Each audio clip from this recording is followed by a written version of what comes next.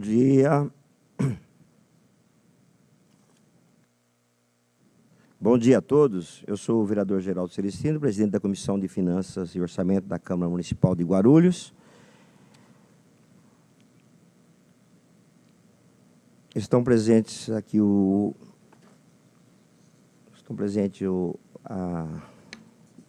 membros da Secretaria de Finanças e Orçamento.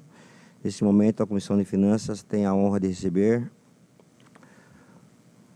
o senhor Guilherme, secretário, representando o secretário Ibrahim, não pôde comparecer. Então, já convido o Guilherme para fazer parte da mesa. A Ana Carolina Bertolo Martins, diretora do Tesouro, fazer parte da mesa. Marco Antônio de Souza, Divisão Técnica de Planejamento. Camila M., Seção Técnica de Gestão de Contas Financeiras.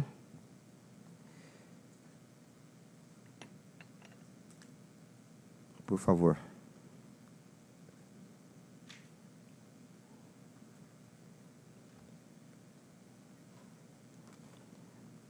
A Secretaria da Fazenda irá demonstrar e avaliar o cumprimento das metas fiscais do segundo quadrimestre do ano de 2024, obedecendo desta forma o disposto do parágrafo 4º do artigo 9º da Lei Complementar número 101, de 4 de maio de 2000, Lei de Responsabilidade Fiscal.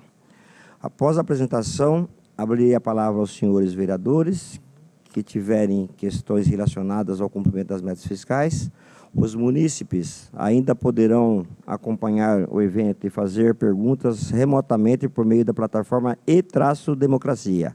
E-Democracia. As inscrições somente poderão ser aceitas durante a audiência. Eu vou abrir a palavra, aqui vai fazer a explanação, é o Guilherme, né, Guilherme? Você vai fazer?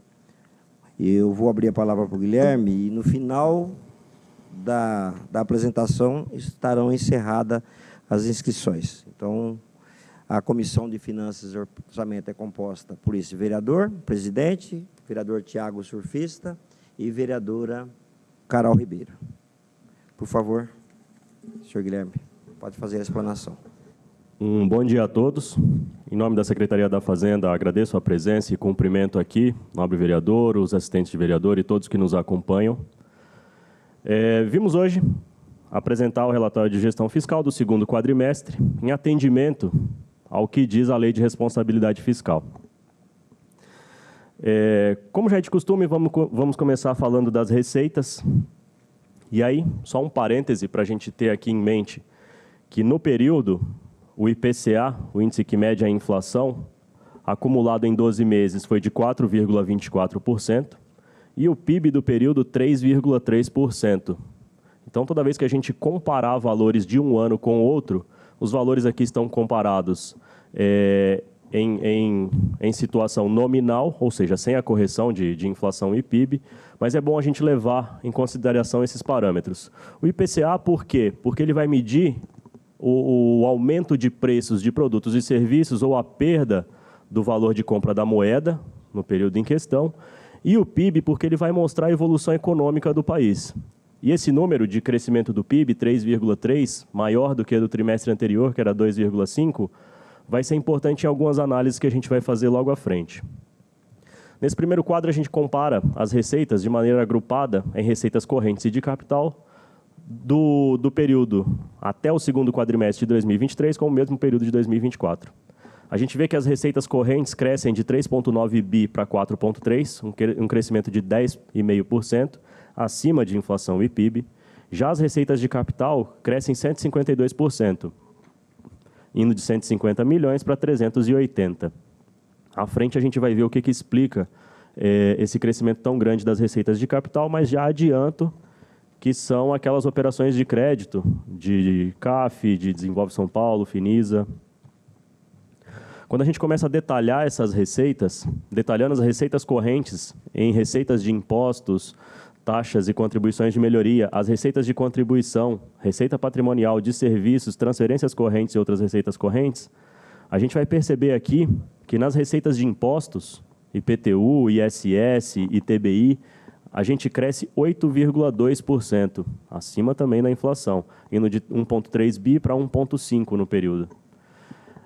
Vale chamar a atenção aqui a queda na receita patrimonial, que apesar do valor não ser tão expressivo, mas tem uma queda de 42%, aqui basicamente as rentabilidades de aplicação financeira. Então, no ano onde o caixa está mais apertado, trabalha mais no limite, a gente fica com menos caixa disponível, naturalmente a gente tem menos entrada de recurso por rentabilidade. E lá as transferências correntes, principalmente aqui ICMS e IPVA, transferidos do Estado, a gente tem um aumento de 14,9%, bastante expressivo também, indo de 2,3 bi para 2,6. Já nas receitas de capital, vou chamar a atenção para as operações de crédito, que somaram 95 milhões em 2023 e em 2024 já passam de 320 milhões. Aqui vão estar os recursos oriundos das obras do Baquirivu, vindos do CAF, Desenvolve São Paulo, Finisa, todos esses. E nas transferências de capital, principalmente, a gente vai ter a transferência do FUNSAI, que nesse exercício já entraram 52 milhões, maior do que no exercício anterior. Quando a gente começa a detalhar, ainda comparando 2023 com 2024, pelas principais rubricas de receita, mais uma vez a maior delas é o ICMS e a gente vê um aumento de 11,8%.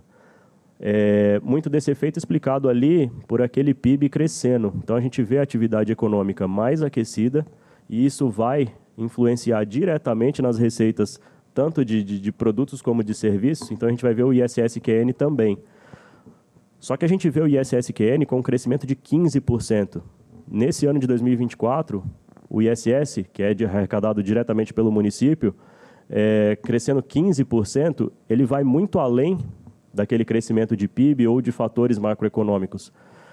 A gente conseguiu arrecadar o máximo histórico do ISS-QN nesse ano. Por 3 meses, a gente arrecadou mais de 85 milhões por mês de ISS.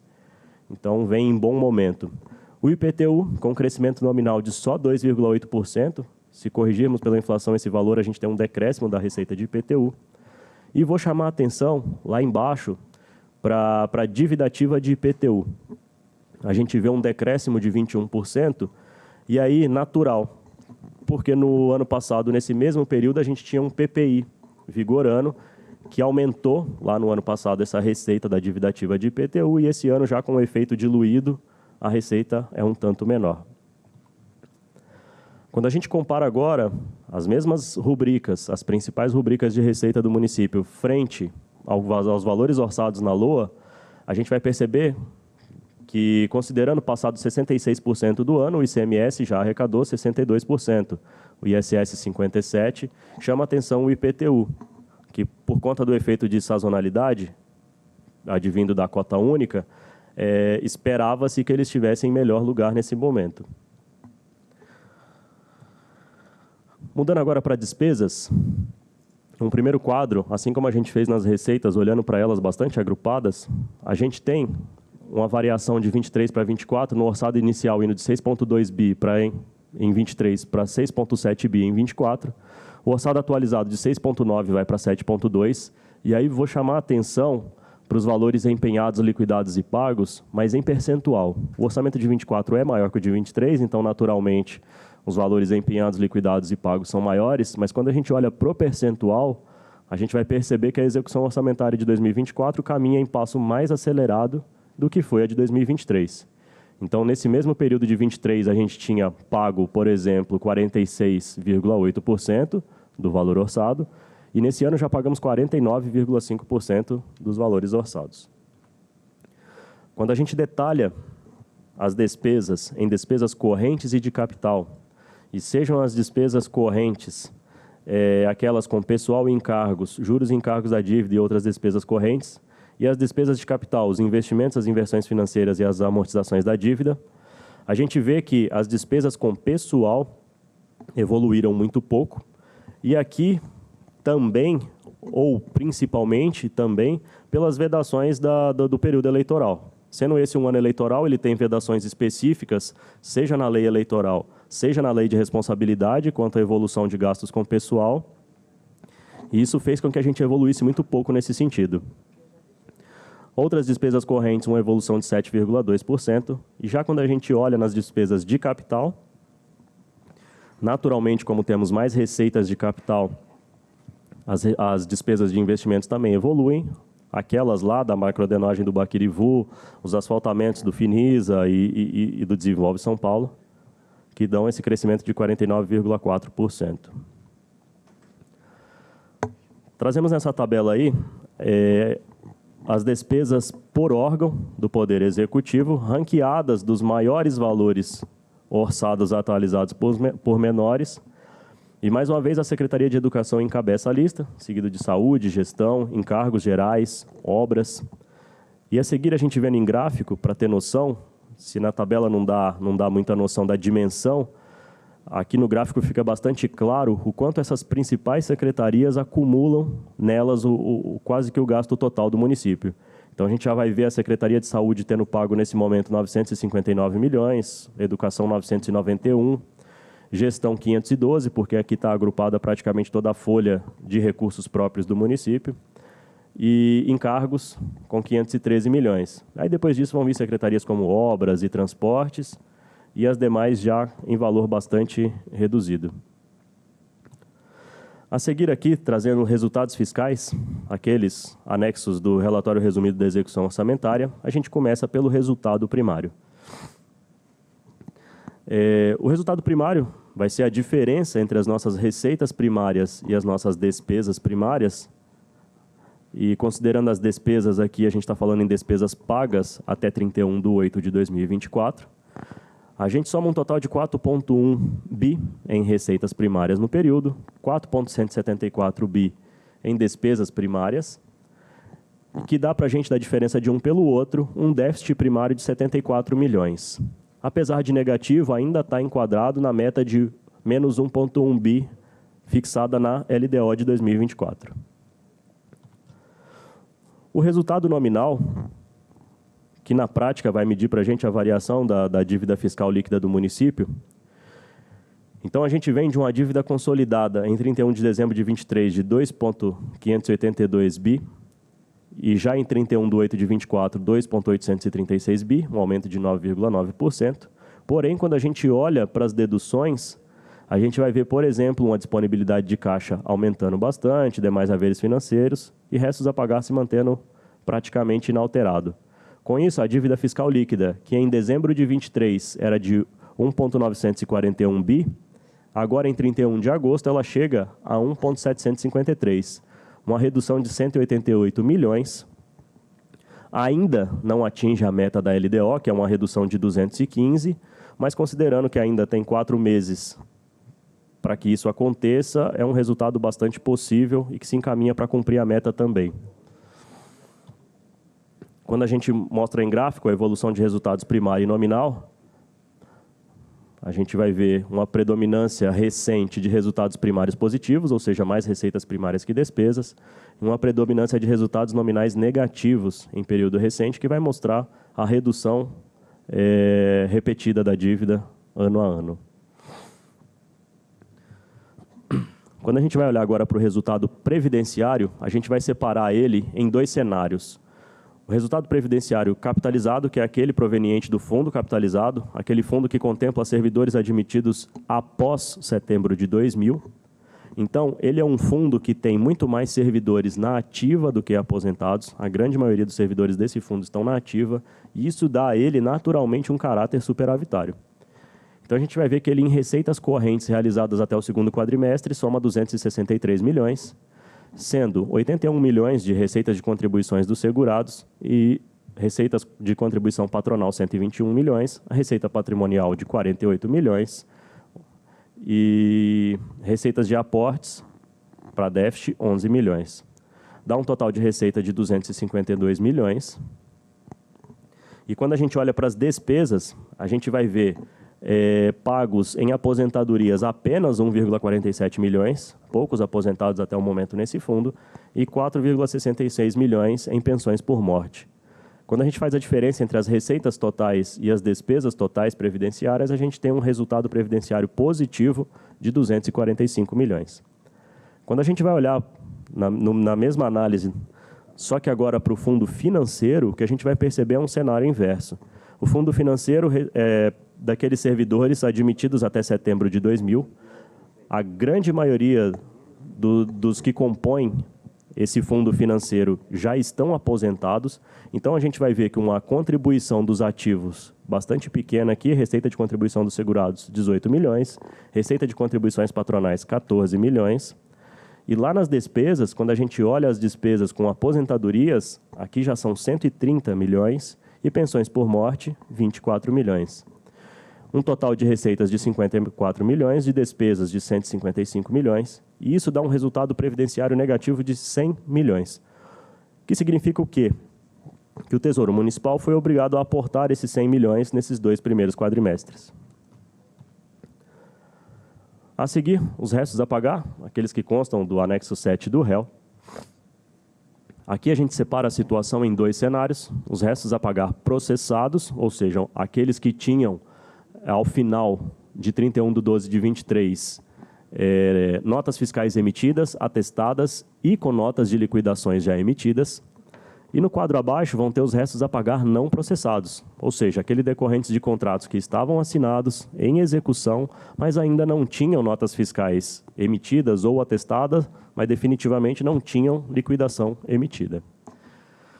O total de restos a pagar processados em 31/12 era de 410 milhões. Desses 410 foram pagos 370, cancelados 3 milhões e resta um saldo em 31/8 de 34 milhões. Já nos não processados, foram inscritos 128 milhões, foram liquidados 88 milhões deles, pagos 79, cancelados 17 e restava em 31/8 um saldo de 31,3 milhões. A seguir, despesas com PPP. Nesse momento, temos 2 PPPs vigentes e em atividade no município, aquela da iluminação pública e a outra do Hospital da Infanto Juvenil de Guarulhos. O total de despesas no exercício anterior foi da ordem de 5 milhões. No exercício corrente, 28,92, estimado para 25, 188.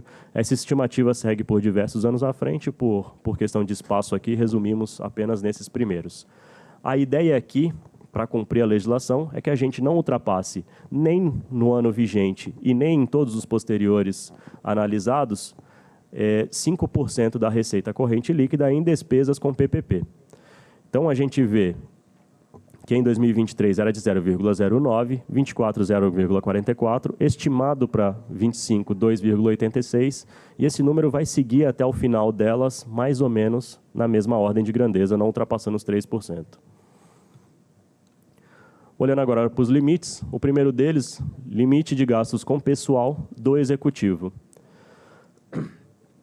Um total de despesa bruta com pessoal de 2,7 bi no período, sendo 2,1 de pessoal ativo, 250 milhões de inativos e pensionistas, 580 mil de outras despesas com pessoal e 320 milhões de despesa com pessoal decorrentes de terceirizados. Quando a gente efetua as deduções, e são elas 39 milhões de PDVs, 19 milhões de decisões judiciais de período anterior, e 84 milhões de inativos e pensionistas pagos com recursos vinculados, a gente fica com a despesa líquida de pessoal de 2,595 bi, que representa 44,6% da receita corrente líquida. No gráfico, a gente traz o histórico dos gastos com pessoal, e desde 2017, a única vez que a gente ultrapassou o limite de alerta de 48,6% foi durante a pandemia, logo recomposto e mantido até agora abaixo do limite. Quando a gente olha agora para a dívida, e aí é um anexo que vai parecer muito lá com o resultado nominal, e se o resultado nominal comparava a variação da dívida do final do exercício anterior com o momento atual, esse aqui a gente vai comparar o endividamento do município com a receita corrente líquida. E aí a gente vai ver que aquela dívida de 2,8 bi, que efetuadas as deduções se reduz para 1,753 bi, representa 30% da receita corrente líquida do período. Quando a gente olha aqui para essa informação em gráfico e olhando para o histórico, a gente vai ver que desde que é medido dessa forma, a gente atinge mais uma vez o nível mínimo histórico de endividamento do município, que já chegou em 105,1% em 2016 e agora na casa de 30%. A gente olha para garantias concedidas, aquelas do anexo 3 do RGF, a gente não tem nenhum valor em garantia concedida, fica registrado. Limite da dívida previdenciária, e aqui a gente vai ver que no cenário previdenciário, a dívida de passivo atuarial ela vem se reduzindo aos poucos, ela cai de 918 milhões no encerramento do exercício anterior para 890 milhões em período atual. No entanto, a disponibilidade de caixa aumenta de 1,4 para 1,798 bi. Isso faz com que a gente tenha uma dívida consolidada líquida negativa. Isso significa o quê? Por mais que a dívida exista, existe também caixa suficiente para fazer frente a ela.